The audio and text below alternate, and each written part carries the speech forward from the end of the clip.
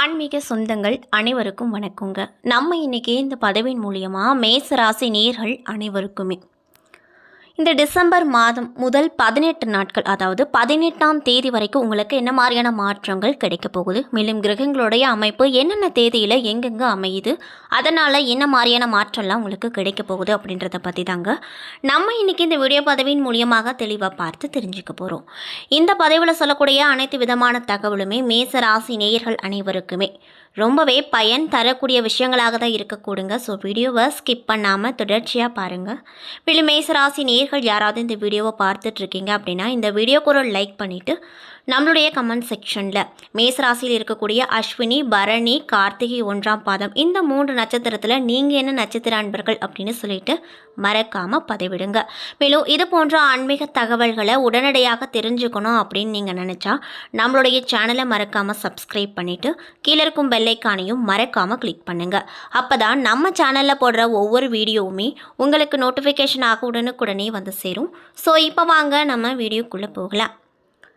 மேச ராசியில் அஸ்வினி, பரணி, கார்த்திகை 1ஆம் பாதம் அப்படின்னு சொல்லிட்டு 3 நட்சத்திரம் அமைஞ்சிருக்கு.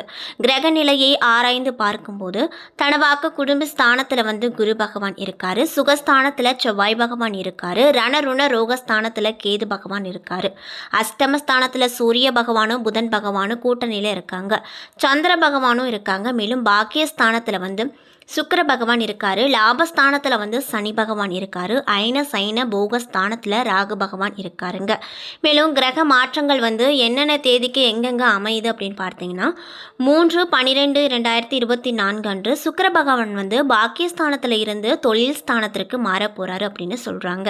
மேலும் 15/12/2024 அன்று சூரிய பகவான் அஷ்டமஸ்தானத்தில் இருந்து பாக்கியஸ்தானத்திற்கு மாற போகிறாருங்க.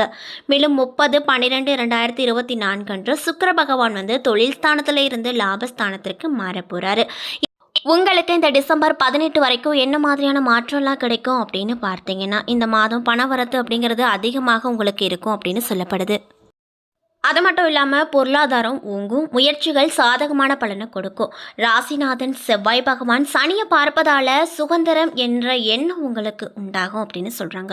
சின்ன சின்ன விஷயங்களில் கூட மன நிறைவு அப்படிங்கிறது ஏற்படக்கூடும். தொழில் மற்றும் வியாபாரத்தில் ஈடுபட்டு இருக்கக்கூடிய மேசராசி நேயர்களுக்கு தங்களுடைய வியாபாரம் தொடர்பாக பயணம் செல்ல நேரிடும். போட்டிகள் அனைத்தும் விலகப் போகுது. வாடிக்கையாளர்களை கருத்துக்கு மாற்று கருத்து சொல்லாமல் அனுசரித்து செல்வது இந்த காலகட்டத்தை பொறுத்த வரைக்கும் ரொம்ப நல்லது அப்படின்னு சொல்றாங்க.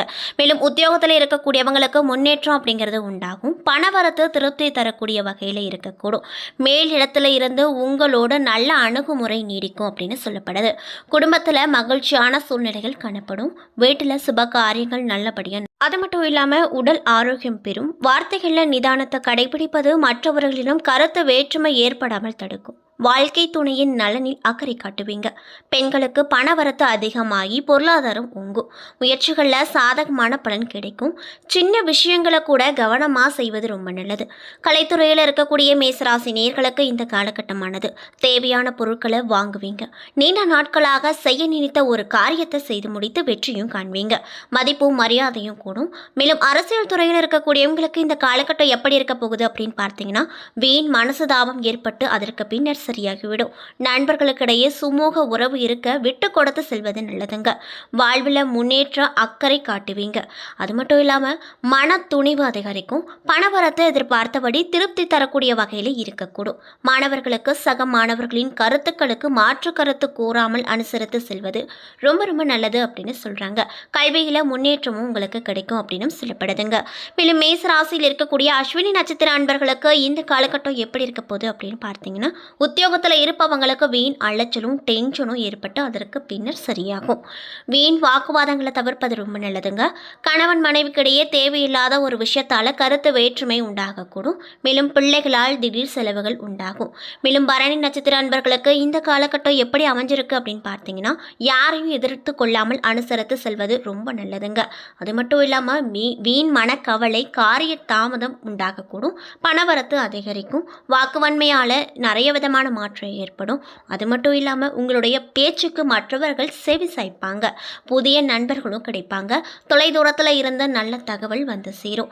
கார்த்திகை 1ஆம் பாதம் நட்சத்திர அன்பர்களுக்கு இந்த காலகட்டம் எப்படி இருக்குன்னு பார்த்தீங்கன்னா, தொழில் மற்றும் வியாபாரத்தில் முன்னேற்றம் கிடைக்கும். லாபம் அதிக அளவில் கிடைக்கும். பழைய பாக்கிகள் வசூலாகும். வியாபாரம் தொழில் தொடர்பான கடித போக்கு சாதகமான பலனை கொடுக்கும். புதிய ஆர்டர்கள் கிடைக்கப்பெற்று ரொம்பவே சந்தோஷமாக காணப்படுவீங்க. அது மட்டும் இல்லாமல் பணியாட்கள் மூலமாக நன்மைகள் பல உங்களுக்கு உண்டாக வாய்ப்பு இருக்குங்க. உத்தியோகத்தில் இருப்பவங்க திறமையாக எதையும் செய்து முடித்து பாராட்டப்படுவார்கள். மேலும் நீங்கள் இந்த காலகட்டத்தில் என்ன மாதிரியான விஷயங்களை பரிகாரமாக செய்யணும் அப்படின்னு பார்த்தீங்கன்னா, செவ்வாய்க்கிழமை அன்று முருகப்பெருமானுக்கு தீபம் ஏற்றி அர்ச்சனை செய்து வணங்கி வர எதிர்ப்புகள் விலகும். எல்லா நன்மைகளுமே உங்களுக்கு கிடைக்கும். மேலும் உங்களுக்கு அதிர்ஷ்டம் தரக்கூடிய கிழமைகள் திங்கள், புதன், வெள்ளி. அதிர்ஷ்டம் தரக்கூடிய தினங்கள் 20, 21, 22. சந்திராஷ்டம தினங்கள் 1, 2, 28, 29 அப்படின்னு சொல்லப்படுதுங்க. அது மட்டும் இல்லாமல் இந்த மேசராசி நேயர்களுக்கு இந்த காலகட்டமானது எப்படி இருக்க போகுதுன்னு பார்த்தீங்கன்னா, ரொம்பவே சிறப்பு வாய்ந்த ஒரு அமைப்பு அமைஞ்சிருக்கு அப்படின்னே சொல்லலாங்க. அதாவது மாத தொடக்கத்தில் இருந்து உங்களின் விருப்பங்கள் அனைத்துமே நிறைவேறக்கூடியதாக இருக்கக்கூடும். வேலையில் மதிப்பும் மரியாதையும் கிடைக்கும். எதிர்பார்த்த நிதி ஆதாயம் பெற போகிறீங்க. இந்த மாதத்தில் உங்களின் புத்திசாலித்தனம் சிறப்பான பேச்சின் மூலமாக உங்களின் வேலைகளில் எதிர்பார்த்த வெற்றியை பெற முடியும் அப்படின்னு சொல்லப்படுது. மேலும் வணிகம் தொடர்பாக புதிய ஒப்பந்தங்கள் கிடைக்கும். தொழில் மற்றும் வியாபாரத்தில் முன்னேற்றத்திற்கு வாய்ப்பு அதிகமாக கிடைக்க போகுது. வேலை இல்லாதவர்களுக்கு தகுதிக்கேற்ற வேலை கிடைக்கும். குடும்பத்தில் பிரச்சனைகள் தீர்ப்பதில் தந்தையின் ஆதரவை பெறுவீங்க. கடன் தொல்லை மற்றும் நீண்ட நாட்களாக உடல் நல தொடர்பான பிரச்சனைகள் தீரப்போகுது. மாத நடுவில் நிலம், வீடு வாங்குவது, விற்பது தொடர்பாக லாபம் கிடைக்கும். வியாபாரத்தை விரிவுபடுத்துவதற்காக எடுத்து வைக்கக்கூடிய முயற்சிகளில் அனைத்திலுமே வெற்றி கிடைக்கும். வெளிநாடு, வெளியூர் தொடர்பாக செய்யக்கூடிய தொழிலில் உள்ள தடைகள் அனைத்துமே நீங்க போகுது. மேலும் இந்த டிசம்பர் மாதத்தில் வரக்கூடிய முதல் 18 நாட்களில் இருந்தே உங்களிடம் நிறைய விதமான மாற்றம் கிடைக்கும். அது மட்டும் இல்லாமல் உங்களுடைய பிள்ளைகளிடம் இருந்து சில நல்ல செய்திகள் தேடி வரப்போகுது. அதில் எந்த ஒரு மாற்றமும் இல்லை. அந்த அளவுக்கு தான் இந்த மேசராசி நேயர்களுக்கு இந்த 18 நாட்களானது அமைஞ்சிருக்கு அப்படின்னு சொல்லப்படுதுங்க. மேலும் குடும்பத்தில் மகிழ்ச்சியும் சுப நிகழ்வுகளும் நடக்கும். திருமணம் ஆகாதவர்களுக்கு நல்ல வரன் அமையக்கூடும். மாதத்தின் பிற்பகுதியில் குடும்பத்தாரோடு சுற்றுலா செல்ல திட்டமிடுவீங்க. உடல் நலம் மேம்படும் அப்படின்னு சொல்லப்படுதுங்க. அதே போல் மேசராசியில் சேர்ந்தவங்களுக்கு குடும்பம் மற்றும் உறவானது என்ன மாதிரியான மாற்றத்தை தரக்கூடிய விஷயமாக இருக்கக்கூடும் அப்படின்னு பார்த்தீங்கன்னா, சிறிது கவனமோடு செயல்பட வேண்டிய ஒரு காலகட்டமாக உங்களுக்கு இந்த 18 நாள் அமைஞ்சிருக்குங்க. அது மட்டும் இல்லாமல் உங்களுடைய உறவில் சில பிரச்சனைகள் எழக்கூடும். உங்கள் உறவு விவகாரங்களில் 3வது நபரை ஈடுபடுத்தாமல் இருப்பது நல்லது. திருமண வாழ்க்கை மகிழ்ச்சி தரக்கூடியதாக இருக்கக்கூடும். மேலும் நிதி நிலைமையை பொறுத்தவரையில் உங்களுக்கு இந்த காலகட்டம் எப்படி இருக்க போகுது அப்படின்னு பார்த்தீங்கன்னா, கணிசமான அளவில் பணத்தை சேமிக்க நீங்கள் கவனம் செலுத்துவீங்க. மேலும் இந்த காலகட்டத்தில் நீங்கள் செலவுகளை கண்காணிப்பது மேற்கொள்வீங்க. அது ஆரோக்கியமான நிதி நிலைமையை அளிக்கக்கூடும். திட்டமிட்ட வரவு செலவுகளை மேற்கொள்வதன் மூலமாக அனாவசிய செலவுகளை தவிர்த்து கொள்ள முடியும் அப்படின்னு சொல்லப்படுதுங்க. உத்தியோகத்தில் இருக்கக்கூடியவங்களுக்கு இந்த காலகட்டம் எப்படி அமைஞ்சிருக்கு அப்படின்னு பார்த்தீங்கன்னா, நீங்கள் அதிகப்படியான முன்னேற்றத்தை காண முடியும். பணியிடத்தில் மேலதிகாரிகள் உங்களுக்கு வழிகாட்டியாக செயல்படுவாங்க. மேலும் இந்த காலகட்டத்தில் உங்களுடைய வருமானம் உயரக்கூடும். சக பணியாளர்களின் ஒத்துழைப்பு நீங்கள் பெற முடியும். தொழிலை பொறுத்தவரையில் உங்களுக்கு இந்த காலகட்டம் எப்படி இருக்கும் அப்படின்னு பார்த்தீங்கன்னா, ரொம்பவே முன்னேற்றம் தரக்கூடிய ஒரு காலகட்டமாக இருக்க போகுது. புதிய தொழில் தொடங்க இது ஏதுவான காலகட்டமாகவும் இருக்குங்க. ஆனாலுமே தொழிலில் முதலீடு செய்ய அதிக கடன் வாங்குவது கூடாது அப்படின்னு சொல்கிறாங்க. மேலும் கூட்டு தொழில் இறங்காதீங்க. தனியாக வியாபாரம் செய்வது நல்லது. உங்களுக்கு கீழ் பணிபுரிபவர்கள் மீது கண்மூடித்தனமான நம்பிக்கை வைக்காதீங்க. சிறிது கவனமோடு செயல்படுவது நல்லது. தொழிலை பொறுத்தவரை இந்த காலகட்டமானது முன்னேற்றங்களை ஏற்படுத்தி கொடுக்கக்கூடிய காலகட்டமாக அமைஞ்சிருக்கு. மேலும் தொழிலில் போட்டியாளர்களை வெல்வதன் மூலமாக நீங்கள் சிறந்த வருமானத்தை பெற முடியும் அப்படின்னு சொல்லப்படுது. ஆரோக்கியத்தை பொறுத்தவரையில் இந்த காலகட்டம் உங்களுக்கு எப்படி அமைஞ்சிருக்கு அப்படின்னு பார்த்தீங்கன்னா, உடல் நலத்தில் சிறு சிறு பின்னடைவு ஏற்படும்.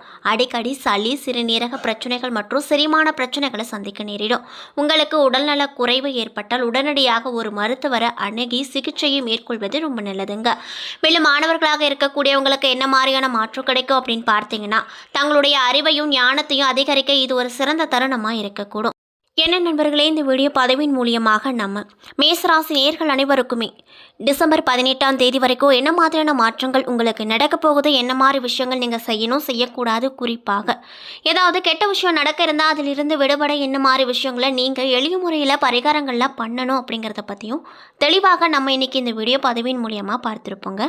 இந்த பதிவுகள் அனைத்துமே உங்களுக்கு பயன் தரக்கூடிய விஷயமாக தான் அமைஞ்சிருக்குங்க.